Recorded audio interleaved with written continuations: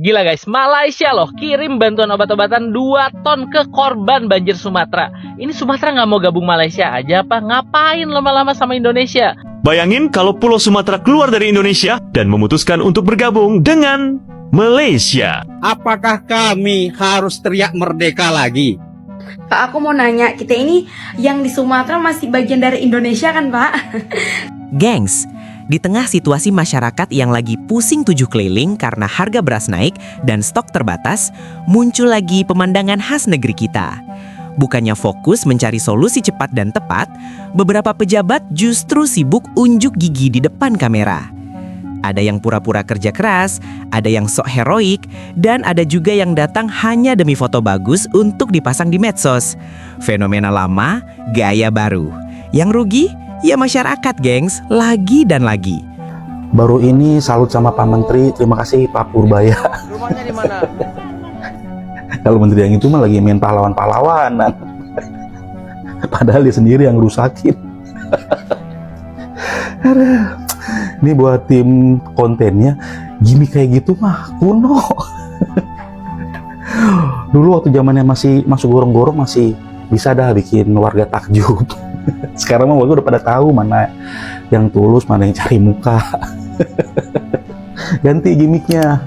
Jadi kapan nih mau diusut hasil kerjanya dulu? Siapa tahu sekarang mikul beras, dulu tuh mikul duit triliunan waktu ngurusin hutan.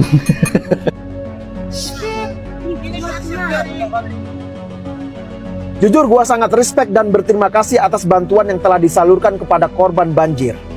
Tapi please, bisa gak bantuannya itu diberikan dengan cara yang lebih baik lagi? Jangan dilempar-lempar gitu dari atas heli. Jadinya kan banyak yang rusak itu makanan. Lihat tuh, bantuan beras jadi tercecer. Kan kasihan warga jadi mengais-ngais beras yang tercampur dengan tanah. Mereka semua itu manusia, bukan binatang. Jadi sekali lagi ya, tolong agar bantuannya ke depan bisa disalurkan dengan cara yang lebih manusiawi. Terima kasih. Sepelan air mata. Akhirnya pencitraan Zulkifli Hasan gagal total. Niat awal mau terlihat peduli, ternyata malah dihujat oleh netizen se-Indonesia. Masyarakat sepertinya mulai sadar bahwa gaya pencitraan pejabat di tengah bencana emang tolol. Lagian ngapain mikul-mikul beras sendiri? Kan di situ banyak ajudannya. Terus kameranya juga di mana-mana dengan berbagai sudut angle. Apakah dipikir masyarakat lupa dengan kelakuannya yang memberikan izin pembabatan hutan hingga 2,4 juta hektar? Dan Menteri Kehutanan yang sekarang pun sama-sama tololnya. Bayangin ya, korban meninggal sudah lebih dari 600 jiwa. Tapi dia dengan seenaknya mengatakan, ini justru menjadi momentum yang baik untuk melakukan evaluasi. Evaluasi dasmu. Ini untuk Kepala Desa Lama Kecamatan Selepan Payamala ya khususnya nih ya. Masyarakat segini banyaknya. Kalian tahu bantuannya ini cuma Indomie sama Idodis 2. Biar tahu kalian. Ini apalagi coba. Erick Thohir akan kirim bantuan alat olahraga untuk korban banjir dan longsor di Sumatera. Apa gak salah? Korban banjir dan longsor itu sedang susah. Rumah mereka tenggelam. Bahkan ada juga yang hanyut entah kemana. Boro-boro mereka mau mikirin olahraga. Mikir untuk makan saja itu susah. Lagian, Erick Thohir mau kirim alat olahraga apa? Treadmill, barbel, atau apa? Daripada itu anggaran buat beli alat olahraga, apa nggak sebaiknya buat bantu bangun rumah mereka? Karena yang paling dibutuhkan saat ini itu adalah tempat tinggal, bukan alat olahraga. Niatnya mau pencitraan tapi malah dihujat satu Indonesia. Jadi gini, Zulkifli Hasan tiba-tiba memikul sekarung beras sendirian saat mengunjungi korban banjir di Sumatera. Padahal di sana banyak ajudannya. Tapi entah kenapa beliau memilih gaya angkat sendiri sambil diikuti banyak kamera. Masalahnya masyarakat belum lupa. Mantan Menteri Kehutanan itu pernah memberikan izin pembabatan hutan 2,4 juta hektar. Lain lagi sama Verrel Bramasta. Dia datang ke lokasi banjir bandang pakai rompi perang, lengkap dengan nama dan tulisan DPR RI. Netizen langsung komentar, ini mau bantu korban apa mau ikut perang? Dan seperti biasa, nggak lupa sesi foto. pose sana, gaya sini, seolah bencana adalah background untuk estetika. Menurut kalian, ini bentuk kepedulian beneran? Atau cuma drama pencitraan biar kelihatan pahlawan dadakan?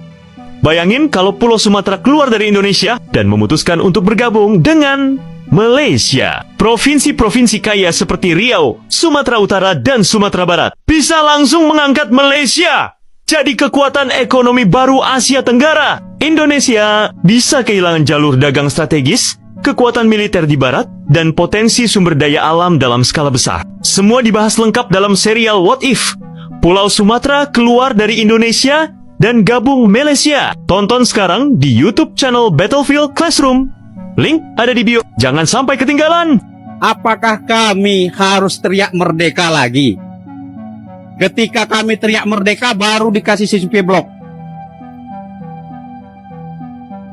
Saya dapat informasi yang sangat bisa dipercaya. Beberapa hari lalu mengadakan rapat gelap membahas wacana gerakan Rio Merdeka. Gila. Dia akan mencari waktu ya, menyusun kekuatan massa dulu. Mereka akan melakukan deklarasi Rio Merdeka. Jadi sangat berani. Kalau sampai ini sendiri sangat berani. Itu keputusan rapat kedua.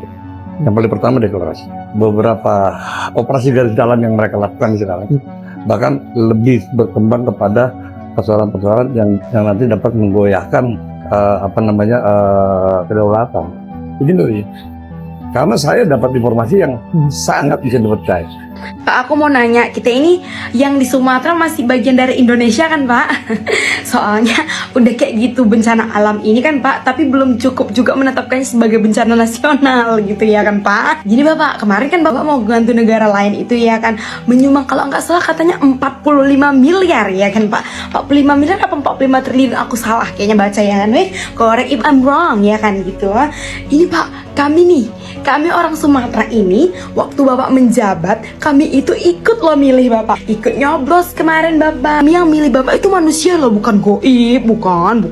Karena kami butuh tenaga medis lebih, kami butuh pangan lebih, evakuasi secepatnya Bapak. Karena kenapa? Udah lihat nggak video anak yang ditaruh di box untuk diselamatkan?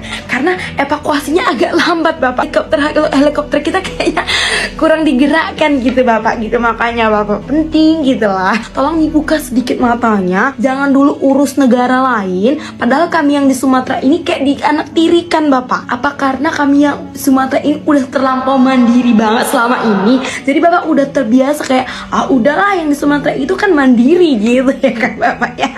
Jadi tolong Mbak, yang ini kami nggak bisa mandiri Bapak, tolong dibuka matanya, dibuka hati nuraninya sedikit Bapak. Masa sih saya yang tidak bersekolah ini lebih punya ngot alam dari Binjai? Gila guys, Malaysia loh kirim bantuan obat-obatan 2 ton ke korban banjir Sumatera.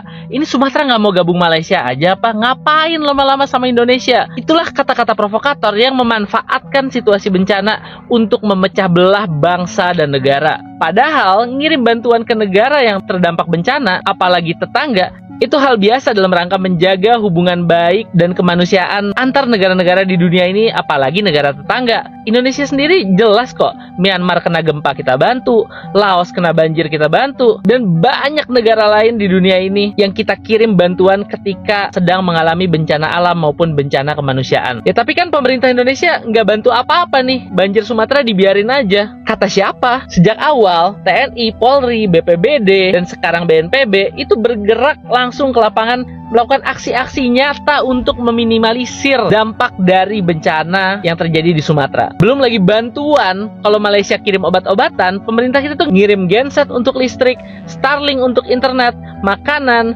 dan juga BBM. Itu semua kebutuhan dasar mendesak yang dikirim berpesawat-pesawat sama pemerintah pusat, yang memang pendistribusiannya itu nggak sempurna. Karena jangan lupa ya, situasinya tuh nggak gampang. Akses darat terputus, akses udara harus berhadapan dengan cuaca. Helikopter dan pesawat nggak semudah itu untuk terbang dan mendarat mengirimkan bantuan. Memang distribusinya nggak sempurna, memang pencegahan bencananya kurang, tapi pemerintah pusat nggak peduli dan nggak mengirimkan bantuan, itu adalah narasi yang sangat sesat. Apalagi digabungkan dengan narasi membesar-besarkan bantuan dari negara lain, yang biasanya Indonesia juga lakukan, tapi malah dinyinyirin, giliran negara lain dipuja-puji, yang ujung-ujungnya ngomporin Sumatera untuk benci sama Jawa. Padahal donasi di lembaga-lembaga kemanusiaan yang miliaran itu, ya tentu banyak juga dari Pulau Jawa. Masyarakat Indonesia ini aslinya saling cinta kok satu sama lain. Pemerintahnya juga lagi berusaha melakukan pemerataan, tapi provokator-provokator kayak gini emang parasit dalam negara. Bencana aja mereka manfaatkan untuk memecah belah bangsa dan negara.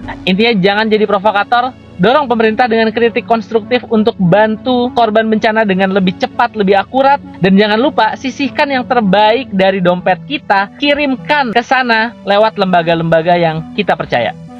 Di lokasi peninjauan, kita melihat Menteri Zulkifli Hasan mengangkat sekarung beras seakan sedang menyelamatkan dunia. Sayangnya, aksi dramatis itu bukan bikin masyarakat terharu, tapi malah bikin geleng-geleng kepala. Publik sudah terlalu lelah dengan pencitraan, gengs. Mereka butuh solusi, bukan sandiwara. Belum cukup sampai di situ, hadir pula seorang anggota DPR RI dengan rompi lengkap, tampil seperti mau berperang. Tapi bukan perang melawan masalah, malah seperti perang mencari kamera. Sikap ini justru menambah kekecewaan masyarakat yang sudah jenuh melihat pejabat datang hanya ketika ada media. Dalam situasi seperti ini, seharusnya para pemimpin hadir bukan sebagai aktor, tetapi sebagai problem solver.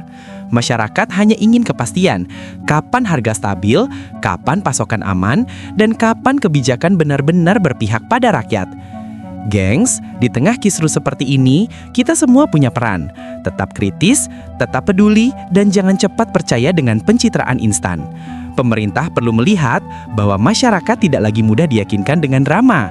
Yang dibutuhkan adalah kerja nyata, langkah cepat, dan komunikasi jujur. Semoga ke depan yang tampil bukan lagi adegan penuh akting, tetapi keputusan yang benar-benar dirasakan rakyat.